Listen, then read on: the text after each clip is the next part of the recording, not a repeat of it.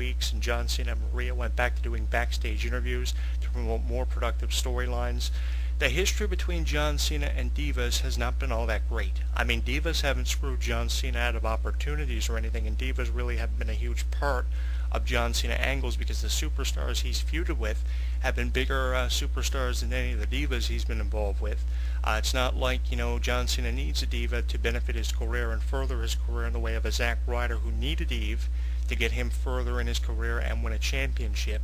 And once he won a championship, WWE had Eve and Zack Ryder go their separate ways because Eve believed that Zack Ryder was a nobody getting her nowhere with her WWE career, and she went on to further her career by winning a Divas Championship. It's different if a superstar needs a diva, but it's not like John Cena needs a diva to further his career. If John Cena was a superstar like Ryback or Christian, I could see it, but he's not. He's not in that kind of position of a Zack Ryder from 2011 where he needed a diva. So with that being said, and John Cena's history with divas not being all that hot, and the fact that he's married in real life, this all just doesn't make any sense.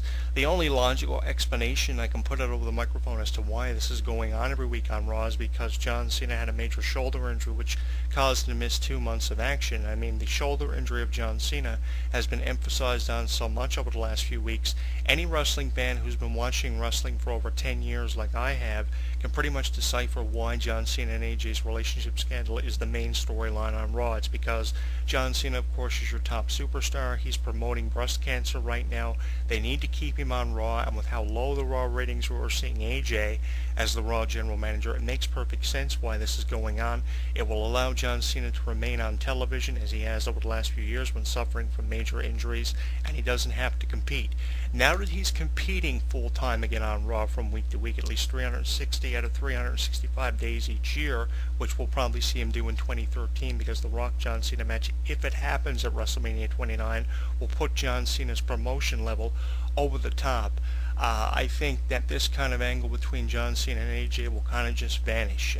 The 25th Survivor Series is probably when it'll come out in the open, and when it does come out in the open, then AJ will probably bring in another superstar to feud with John Cena to give him something to do up until at least the WrestleMania pay-per-view when he'll face The Rock, and then the AJ John Cena thing will be put behind both John Cena and AJ, because right now I guarantee you the only one benefiting from this angle really is AJ. I mean, she's the most talked about diva right now on Facebook and Twitter because of her relationship scandal with John Cena supposedly, and I think that's great for her, but really the one who isn't benefiting from it is John Cena.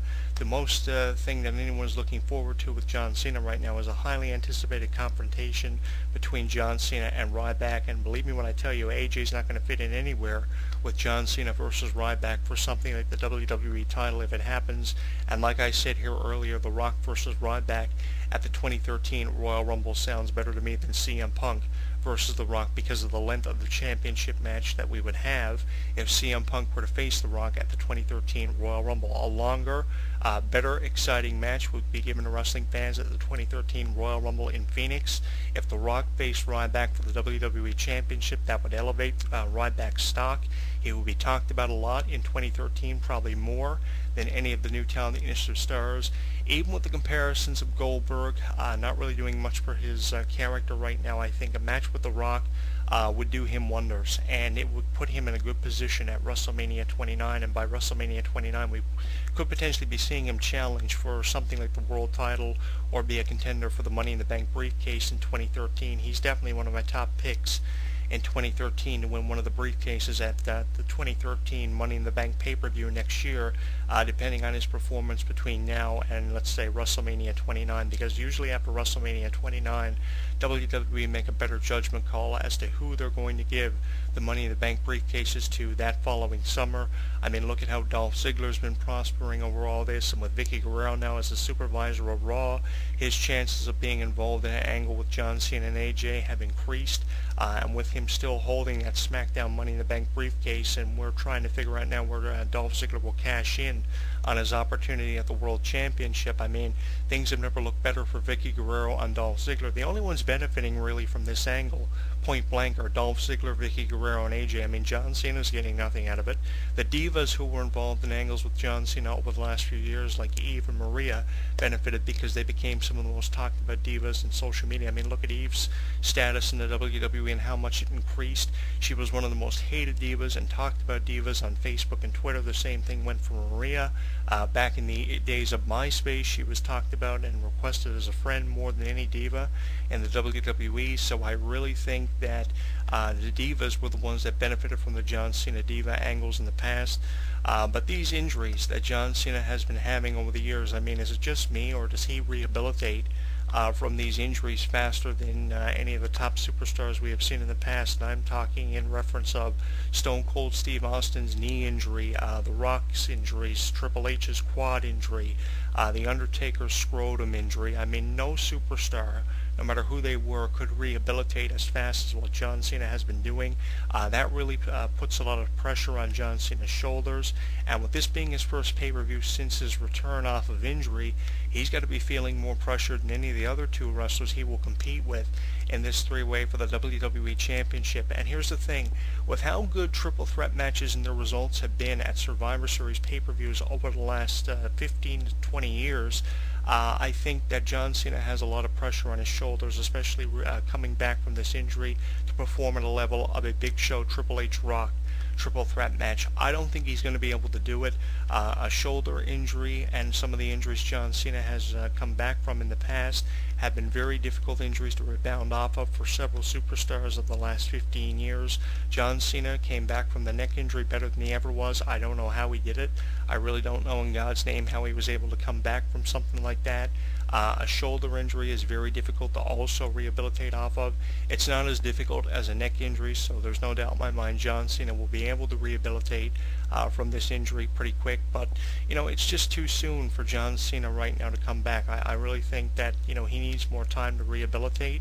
The angle between himself and AJ does need to be taken off television, but it can go for an additional few weeks and be prolonged until WWE physicians are more confident in John Cena's performance level. I mean, he performed great in that tag team match with himself and Ryback facing WWE Champion CM Punk and Ryback to promote the triple threat, Dolph Ziggler rather, to promote the triple threat match at the 25th anniversary of Survivor Series. I mean, his performance level was really up to par with the likes of Dolph Ziggler and CM Punk.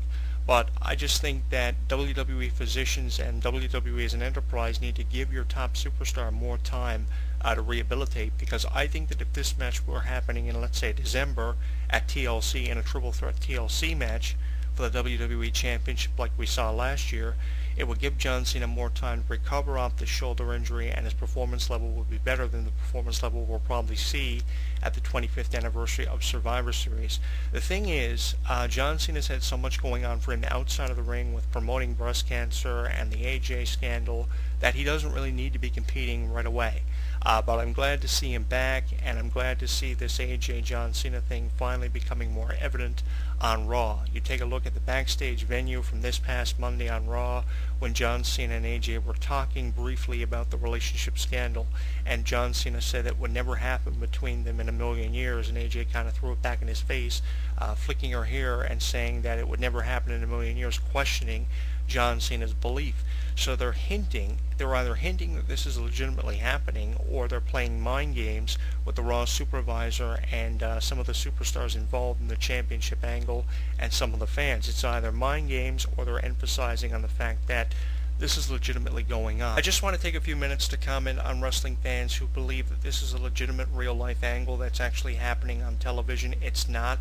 For those of you who think that this is real life, it is just a storyline written for the purpose of television and to give John Cena something to do and to ensure that the Raw ratings don't go any lower than they have been over the last few weeks. The 3-hour Raws were a bit of a risk for WWE to take. Kind of put me in mind of the jump that WCW made on the decision to make Nitro a 3-hour broadcast from week to week, and we saw how long that lasted. It's bad enough that Raw made the jump as quick as they did to 3 hours from 2, and now we're seeing things like John Cena and AJ taking away from matches involving some of your top new talent, superstars. I mean, the 20 minutes that John Cena and AJ are being given on Raw for in-ring promos, you can see a good match involving, let's say, Sin Cara and Ted DiBiase to elevate their careers.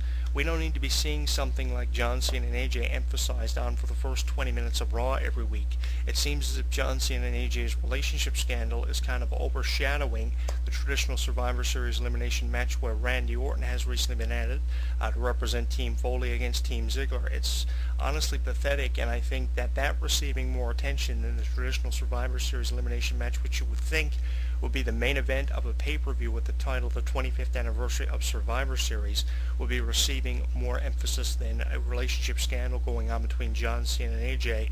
If anything, given the mature themes and topics that are talked about with John Cena and AJ's relationship scandal, this thing should be talked about on the internet rather than on television, which is watched by all different kinds of age groups. I think you need to be giving more emphasis on your championship matches and your traditional Survivor Series elimination match, if anything, heading into a pay-per-view as prestigious as the 25th anniversary of Survivor Series, and adding Randy Orton as the team captain of Team Foley after me throwing some suggestions your way here on my YouTube channel. I think it's great. I think that it adds more unpredictability to the traditional Survivor Series elimination match and increases Team Foley's chances of walking out with a victory. And I think the face team definitely should win over the heel team. I know Dolph Ziggler needs momentum leading up to when he will cash in his Money in the Bank briefcase. I'd love to see him go to WrestleMania 29 and cash it in on the world champion, whoever it is, at WrestleMania 29. So I think that, even with Dolph Ziggler needing the momentum, I think that Team Foley can afford to win this match and really need to win it to send the 25th anniversary of Survivor Series out with a bang, because I really think that heels winning at the 25th anniversary of Survivor Series would just be kind of a slap in the face to the history of the second oldest tradition of WrestleMania. It's terrible. Honestly, I really